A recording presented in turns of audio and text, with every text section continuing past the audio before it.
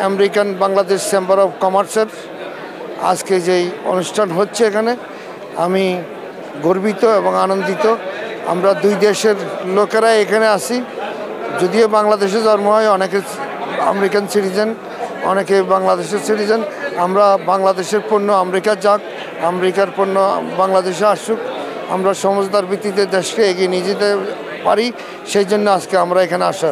আমি আপনাদেরকে যারা নিউজ মিডিয়া এবং প্রিন্ট মিডিয়া এসেছেন, আপনাদেরকে আমি আমার যুক্তরাষ্ট্র বিএনপি ও সন্দ্বীপ বিএনপির পক্ষ থেকে ধন্যবাদ জানাচ্ছি। আমেরিকান বাংলাদেশ কমার্সের আয়োজিত এই সভার সম্মানিত অতিথিবৃন্দ, আমরা খুবই আনন্দিত এই সুন্দর পরিবেশে, এই সুন্দর আয়োজনের জন্য।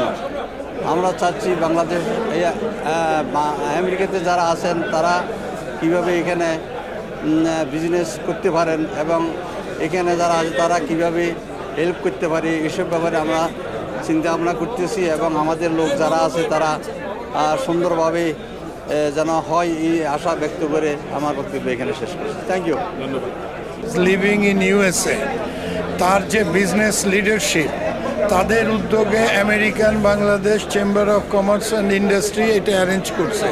এখানের উদ্দেশ্য হইল বাংলাদেশের যে সমস্ত বিজনেস এন্টারপ্রেনিয়ার্স ওই দেশে আছে, এই চেম্বারগুলির প্রেসিডেন্ট, তারপরে বিভিন্ন অর্গানাইজেশনের যারা বিজনেস ওয়েতে ইনভলভ, তারা এখানে সম্মিলিতভাবে এসেছে তাদের মেসেজটা বাংলাদেশে ছড়ায় দেওয়ার জন্য এবং বাংলাদেশের বিজনেস কমিউনিটির সঙ্গে তাদের একটা একাত্মতা এবং একটা মেলবন্ধন করার জন্য এবং একই সাথে আমাদের যে সমস্ত সমস্যা আছে সেই সমস্যাগুলি এখানে বর্তমান যেমন অন্তর্বর্তীকালীন সরকার আছে, তার সংশ্লিষ্ট যে বাণিজ্য উপদেষ্টা বা অন্যান্য যারা আছে তাদের কাছে একটা মেসেজ পৌঁছে দেওয়া যে আজকে বাংলাদেশের অনেক শত শত well off businessman, those who are millionaires in USA, তারা চাচ্ছে এই দেশে এসে ব্যবসা করতে,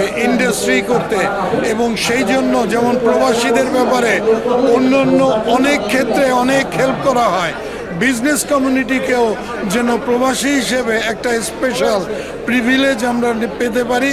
তার পরিবর্তে আমরা এখানে শত শত চাকরির ব্যবস্থা করব, নতুন ইন্ডাস্ট্রি হবে, দেশের এক্সপোর্ট ওরিয়েন্টেড ইন্ডাস্ট্রি হবে।